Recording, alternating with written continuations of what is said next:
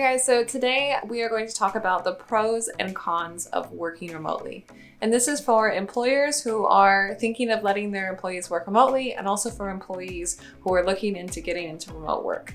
So what are the realities of working remotely? Let's dive right into it.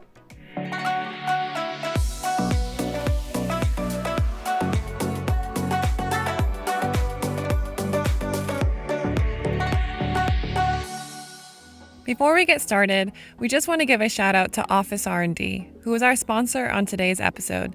They are a co-working management software company that helps workspaces around the world deliver better experiences to their customers. They share our values of promoting and championing remote work, and they've been our biggest supporters since day one. Okay, so let's continue. Pros of working remotely. 1. You have job opportunities around the world. So instead of having a job that you're looking for in your home city or the one that you're in right now, or even in their home country, imagine being able to find a job that you love around the entire world and being able to do it online. So it really opens up the prospects for you as an employee. And also as an employer, you can retain top talent if you open up your pool of just this one city to around the whole world for that specific job that you're looking for. So it really opens things up on both spectrums of being able to find the right match for you, for your job or for the company that you want to work for. Number 2, reduce costs. For an employee, you have the reduced costs of not having to commute to work. I know when I lived in New York, my Metro card was over $100 every month. And then there's also the cost of buying clothes specific for the office environment that you're in, or buying food every day or coffee or whatever you purchase throughout the day. Where I worked right across the street from Grand Central, and the food was expensive. It wasn't really that good for you. It wasn't healthy. And so all of these things are reduced when you can work from home or in a country. I now live in Thailand, where it's a lot healthier to live in and it's a lot cheaper. So from an employer perspective, you also can reduce the cost of the overhead of running an office and all the utilities and everything that comes with having an office full of team members and everything related to it. So it really, on both sides, reduces all the costs. Pros number 3, being able to live anywhere in the world. So like I said, I used to live in New York City, and now I live in Chiang Mai, Thailand, and I work remotely. And I've been living abroad for almost 3 years. And as a remote worker, it doesn't mean that you have to be a full-time abroad remote worker where you're traveling every month. You can even just work remotely for 2 weeks out of the year in a country that you want to live in or a city here and there. The opportunities to live anywhere is super flexible, and the sky's really the limit. So it depends on your relationship with your employer, the time zones. I know time zones is a big deal when you're working in certain jobs, being able to reach your customers. So from an employee perspective, you really have the pro of being able to work anywhere that you want. And from an employer perspective, as long as your employee is getting the job done, it doesn't really matter where they live, as long as the work product happens. And I think this is a shift that I'm seeing, that when people are doing a really good job, it doesn't really matter where they live, as long as they're getting everything done and you can count on them, you can trust them. Pro number 4, reduce stress. So as an employee, I have always had the reduced stress of not having to commute. My commute was about 45 minutes each way, with shoved of people in the subway going to and from work, and it was always really stressful. Like, that is not a great way to start the day or end the day. And also the least amount of stress of being able to do work in the way that you want to. So if I woke up in my pajamas and I didn't feel like putting on my professional clothes, I could just work from home in the comfort of my home with my tea and my dog, and everyone was happy. And from an employer perspective, if your employees are less stressed, they have better work product. So you should be looking for that and creating environments where they are less stressed. And if they can work from home 1 day a week or a week out of the year, or even completely remote, and that helps reduce stress and increase work product, then everyone's happy. Okay, so let's get into the cons of remote working. Number 1, out of sight, out of mind.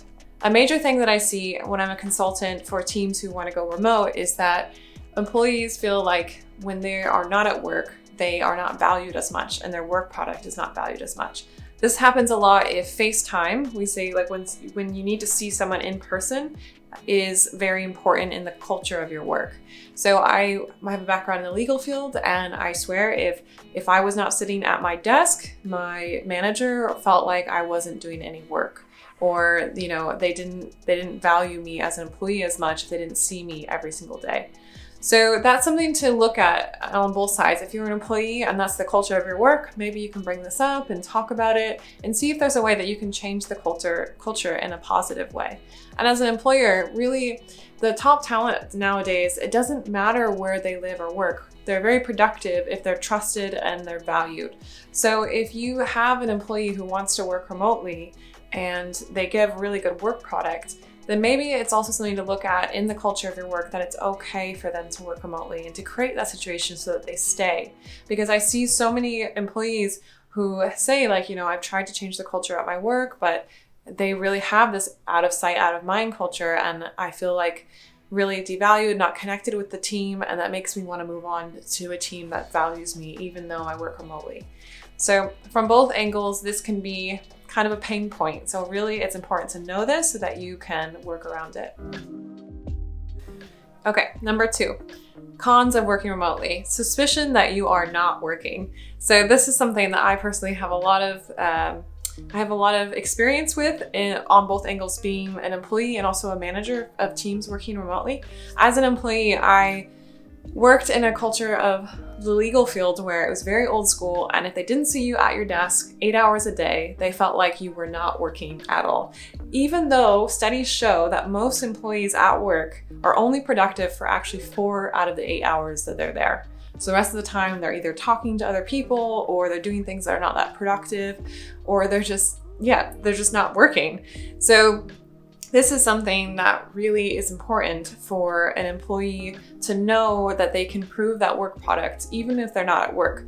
But also, I think it's a big culture of offices to make sure that they know that just because the person's not there doesn't mean they're not working hard. I mean, if you have the privilege to work remotely, you actually want to prove that you are working, because you want to hold on to that. Like when I was working remotely in the legal field, I sometimes worked even harder than when I was in the office, because I valued being able to work remotely so much that I didn't want anything to come in the way of me being able to do that.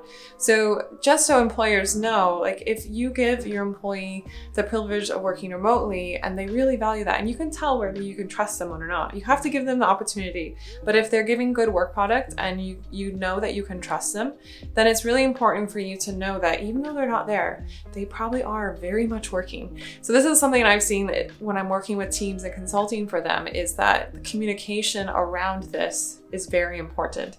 So setting up systems where you can check in as employee-employer relationship. You have team stand-ups where you check in the morning, or you have a sauna where you're keeping track of your tasks. There's even different apps where you can do screenshots of your screen to make sure at any point randomly while the person is clocked in, you can check to see if they're actually productive and working. So many ways around it, but a con is whether someone believes that you're actually working just because you're not in the office. A con of working remotely: distraction at home. So this is something that I've personally had a lot of experience with. When I'm at home, I love to do stuff around the house. So whether that's my laundry or take care of my dog or whatever it is, I think it's really important for you to know that just because you're not at work around all your employees, or maybe even more so because you're not with them, to not be distracted by home life of things that you need to do. So an in-between of this for me is to go to a co-working space. So I'm outside the house. If I'm in a foreign country working remotely, I'm still around other people at a co-working space who are very productive and getting their stuff done. The internet is stable. I don't have to worry about any of that going out. And I can just focus and be in a work environment, even though I'm not in my office. And for an employer, it's important to know this so that you can set up a system where your employees are able to not be distracted. So I think it's really good for everyone to understand that this is a thing that happens, and just to be able to plan for it. So, okay, I'm gonna let my team work remotely, but I need to let them know that they might get distracted at home. So maybe we can set up some membership plans at co-working spaces. I've seen this a lot with teams where they have flexible co-working space passes, where teams can go for 1 or 2 days a week in a co-working space in their office, like in the city that they're in, instead of go to the office. Or if they work remotely, they'll say, okay, you can have 5 days a month in this co-working space in the city that you're working from remotely, so they can have a mix up to get out of the house and to have that office environment, even though they're working remotely. Con of working remotely, number 4, lower paying jobs. So from an employer's perspective, maybe they don't have the opportunity or the resources to have a competitive package as a more corporate employers do. But in order to compensate for that, they give a lower wage, but they also have more flexible working hours and the opportunity to work remotely. And I will tell you that most employees nowadays that I know, especially the younger generation, we would rather have more flexibility in our life-work balance and being able to have the opportunity to work remotely than having the highest paying job out there.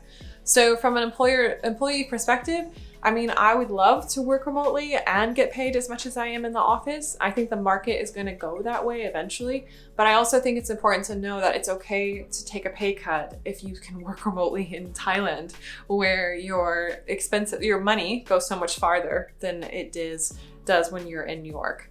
So like my expenses in New York are $1,000 a month. My expenses in Thailand are maybe $1,000 a month if I'm living large.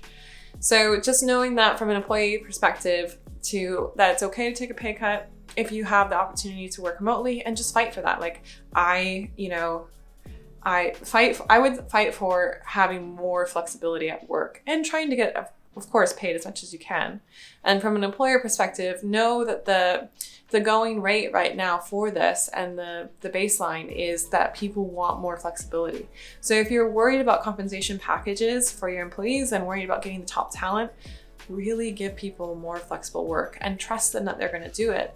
And you will be surprised at how much you attract the top talent and people who really value working with your team because they love that you are resonating with them and wanting them to have a work-life balance. Okay guys, so that is our practical tips of pros and cons of working remotely. I hope it was helpful for you. I would love everyone to know the realities of working remotely because I really think this is the future of work. And the more information that we can have out there on what it's really like, the more we all can do it. So from an employer perspective, I hope this helps you to set up systems so that your employees can work remotely more seamlessly.